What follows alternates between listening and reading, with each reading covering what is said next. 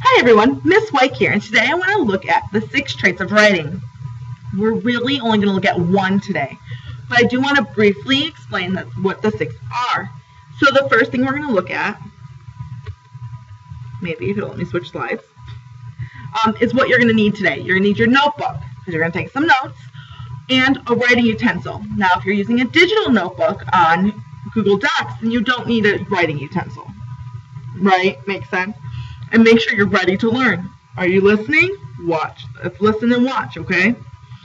So, the 6 traits we're going to learn about this year is ideas, word choice, voice, sentence fluency, organization, and conventions. Today, we're only going to look at one, ideas. And as we look at ideas today, I want you to remember that I don't expect you to remember all of this. This is just an introduction to the idea or the concept of ideas in our writing. So just listen. We've done a lot with ideas over the years or over time. We've done brainstorming. We've done A to Z charts. We've done life maps. There are so many things that we've done to come up with ideas. But how does this apply to our writing? How do we show consistency in our ideas? So according to Smekens, Mrs. Smekens, remember we talked about her, ideas, the light bulb is used for ideas. See this symbol right here? This symbol? The light bulb is used for ideas. It represents the topic of writing. Depending on the size of the light bulb, it can also represent how narrow the topic is. If you think of the light bulb on a dimmer switch, it can be compared to the number of details. Few details, the light is low. Many details, and the light is bright. So, ideas. We show great ideas or good ideas by keeping our topic narrow. So if we talk about dogs, that's a lot of information. But if we talk about golden retrievers, we might be able to keep that more specific and manageable. We want to stay on topic. So if we're talking about golden retrievers, we don't want to go talk about beagles too. We want to stay on that topic. And it helps when we use ideas we know a lot about. Using clear and accurate details that support the main idea is a great help with keeping our ideas clear. So if we're going to talk about golden retrievers, we might talk about their fur coat and how they actually have 2 layers in their coat. We might talk how they're usually a light golden color, hence the term golden retrievers. We might talk about how so many of them love swimming. These are all very basic in their topics and their concepts, but at the same time, we want to make sure we use clear and accurate details that support what we're writing about. If we're writing a fictional story or a narrative, then we want to use details that go back to our story to help that story be clear. And it's important that we only use the important details. Significant means important. We want to make sure we only use the important details in our writing. If we're talking about golden retrievers, we might not need to talk about that they're cute dogs. Is that really important that they're cute dogs?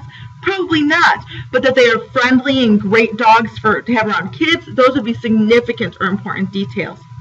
Another thing a great writer does with ideas is to think about our audience. And when we think about our audience, we want to think about what questions they might ask us about our writing.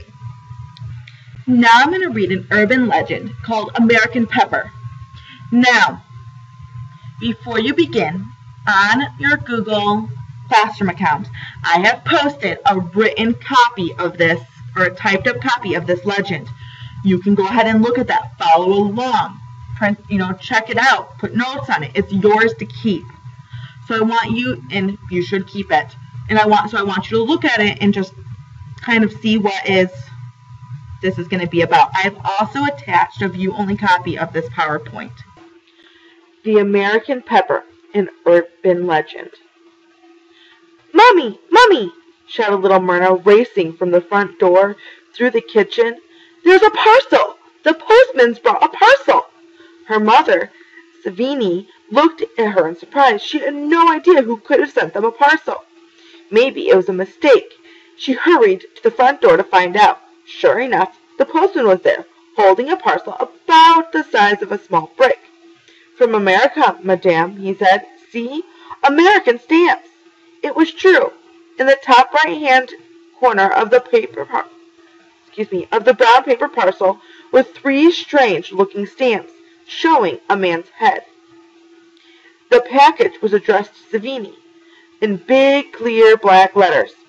"Well, I suppose it must be from Great Aunt Pasmi," said Savini to herself as the postman went on his way down the street whistling. "Although it must be 20 years since we had anything from her. I thought she would have been dead by now." Savini's husband Jonas and her son Arrhenius were just coming in from the garden where Myrna had run to tell them about the parcel. "Well, open it then," said Arrhenius impatiently. "Let's see what's inside."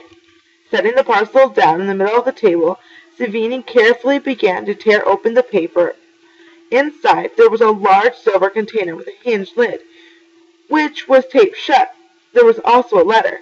"What is it? What is it?" demanded Myrna impatiently. "Is it a present?" "I have no idea," said Savini in confusion. It must be from Great Aunt Pasmi. She went to America almost 30 years ago now, but we haven't heard from her in 20 years. Perhaps the letter will tell us." She opened the folded page cautiously, then looked in dismay. "Well, this is no help," she said in annoyance. "It is written in English. How does she expect us to read English? We're poor people. We have no education. Maybe Pasmi has forgotten her native language after 30 years in America." "Well, open the pot anyway," said Jonas. "Let's see what's inside." Cautiously, Savini pulled the tape from the neck of the silver pot and opened the lid. 4 heads touched the top corner, as their owners stared down inside. "Strange," said Arrhenius. "All I see is powder." The pot was about 1/3 full of a kind of light gray powder. "What is it?" asked Myrna, mystified. "We don't know, darling," said Savini, stroking her daughter's hair. "What do you think?" Myrna said again into the pot. "I think it's coffee," she announced finally. "American coffee." "It's the wrong color for coffee, darling," said Jonas thoughtfully. "But maybe she's on the right track. It must be some kind of food." Myrna by now had her nose right down in the pot. Suddenly she lifted her head and sneezed loudly. "It got up my nose," she explained. "That's it," said Arrhenius. "It must be pepper. Let me try some."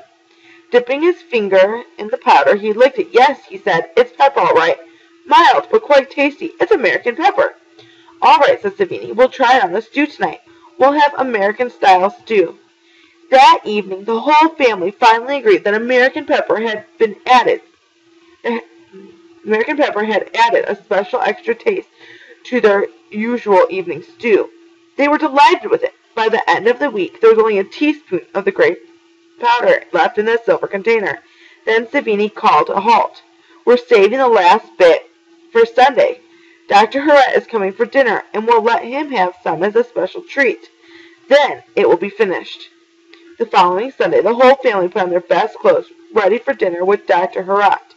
He was a local doctor, and he had become a friend of the family many years before.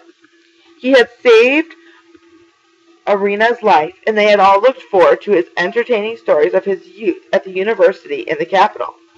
During dinner, Savini explained that the doctor about the mysterious American pepper, the last of which she had put in the stew they were eating, and the letter they could not read. "Well, give it to me." "Give it to me," said the doctor briskly. "I speak English. I can translate it for you." Savini brought the letter, and the family waited, fasting as the doctor began to translate. "Dear Savini, you don't know me, but I am the son of your old great Aunt Pasmi.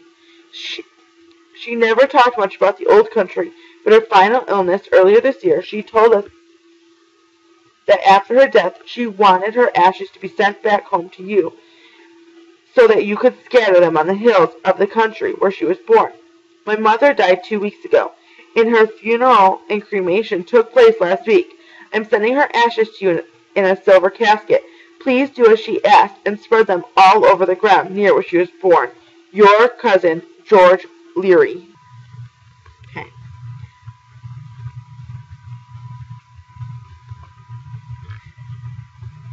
Okay, so now that you've listened to the story, I want you to think about what was the topic. If you need to go back and look at the story, go ahead. What questions did the author anticipate and answer? What was the question in there? You know, we're reading this, and what were we thinking? What is that? What could it be? And finally, what was in the tin? What was it that they put on their stew? Oh, and I almost forgot. Remember, this is just an introduction. This is not expecting you to know it all. We just want you to kind of get the idea of what the trait of ideas really is. Okay, make sure those are in your notes. Okay, awesome. Great job. Can't wait to see you at the next class. Hope you enjoyed that story.